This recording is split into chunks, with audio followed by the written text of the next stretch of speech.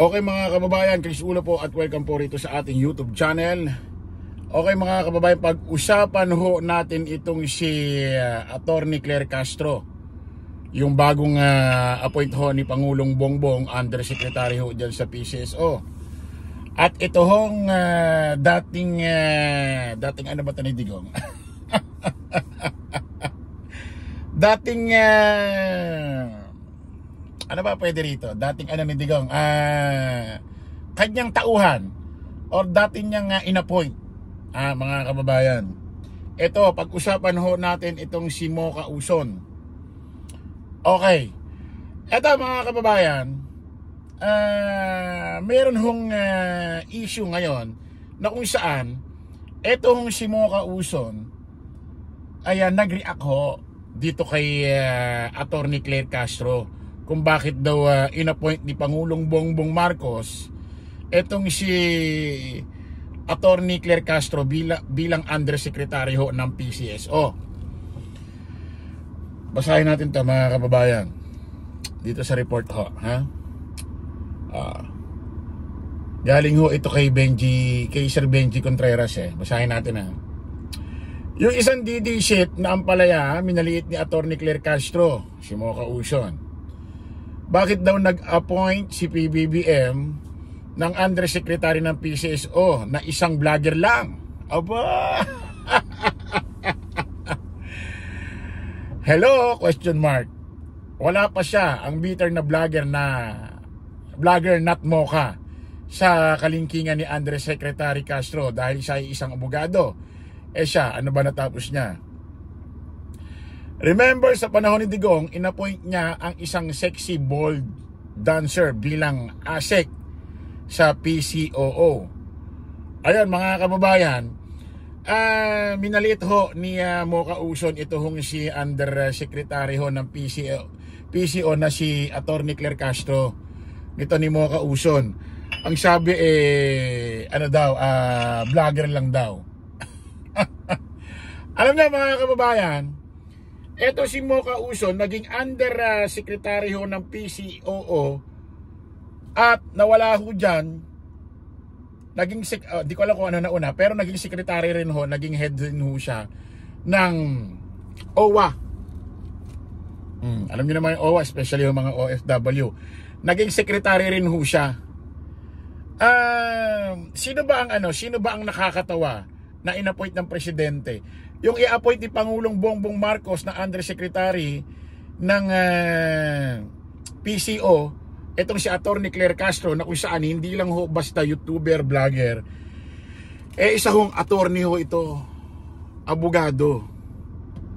At versus inappoint ni Digong, yung dati ho nating presidente sa kasamaang palad, inappoint ho ito si Mocha Uzon bilang Undersecretary ho ng PCOO at Secretary rin ho ng OWA.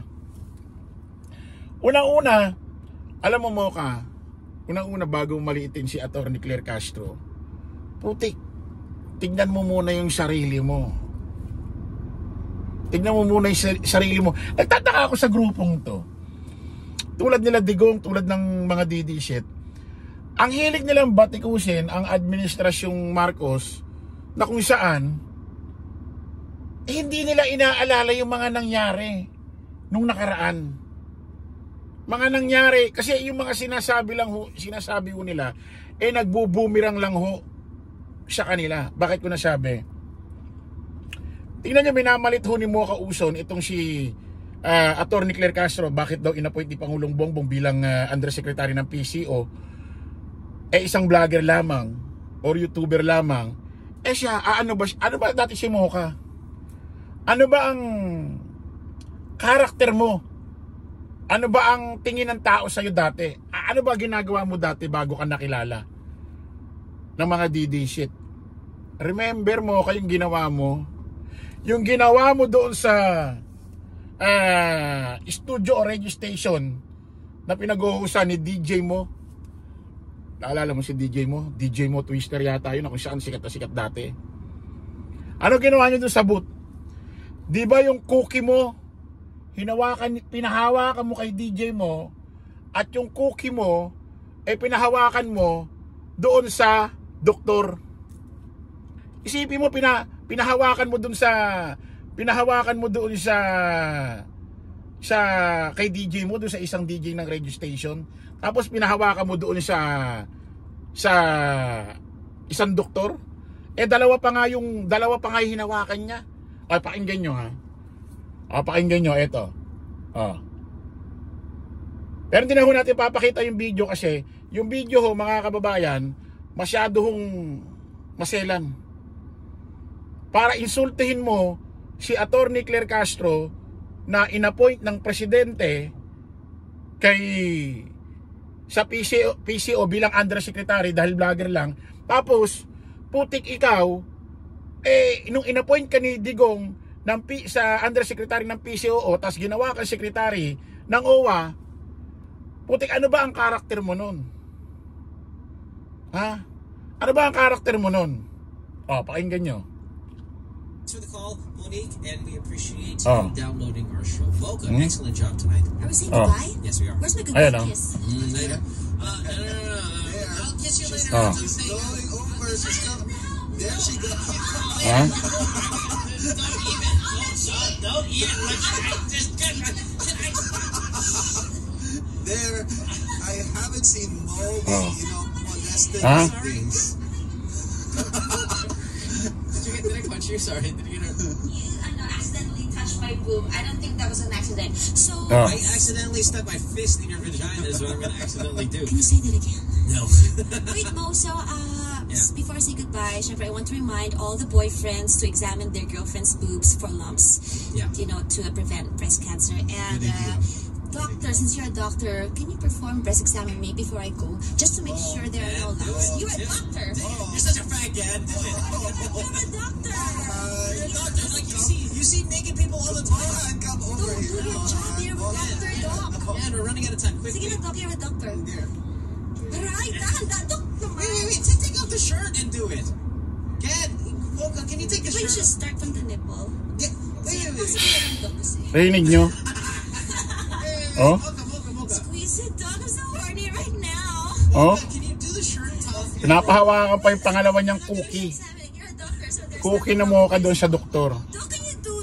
Na hinawakan din ni DJ mo Twister yung cookie ni Mocha. Are there any lumps? You're married. He's married. But he's a doctor. Kasi mo, ayaw mo naman, I need to get something tonight. I'm really horny. Stop now. Okay.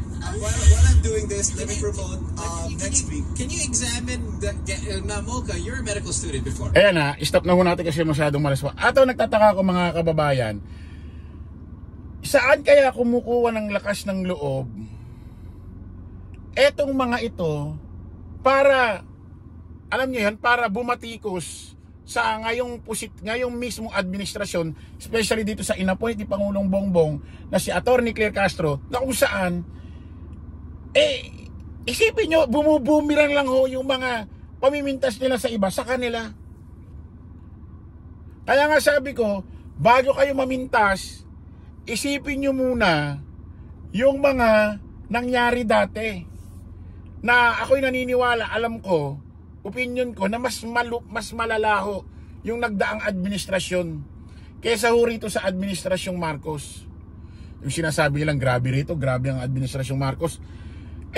Kung ikukumpara nga ito sa war on drugs, extrajudicial killing ng administrasyon Duterte, wala pa ito Wala pa ito. Tulad nung nakaraang may pinuntahang bahay ng isang vlogger, nagsilbi ho ng search warrant.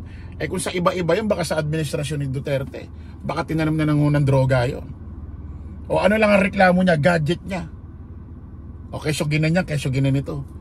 Sa tingin nyo, kung sa administrasyon ng Duterte yan, ano na nangyari doon sa vlogger na yun?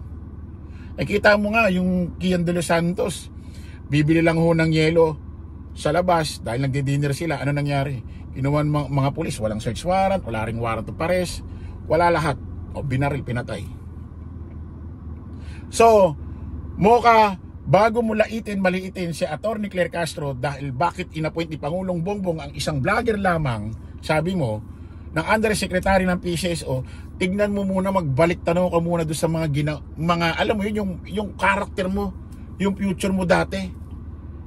Putik, nagpakatino ka lang ngayon, akala mo na, magmula nun, wala nang nangyaring hindi maganda sa karir mo. Okay, maraming salamat po mga kababayan. Kita-kita ulit tayo sa panibagong live, panibagong vlog. Paalam po, pasamantalangin yung lingkod, Chris Ulo. Lagi natin tatandaan doon, follow the majority, follow the right way. Maraming salamat po. Kita-kits po tayo ulit. Bye-bye.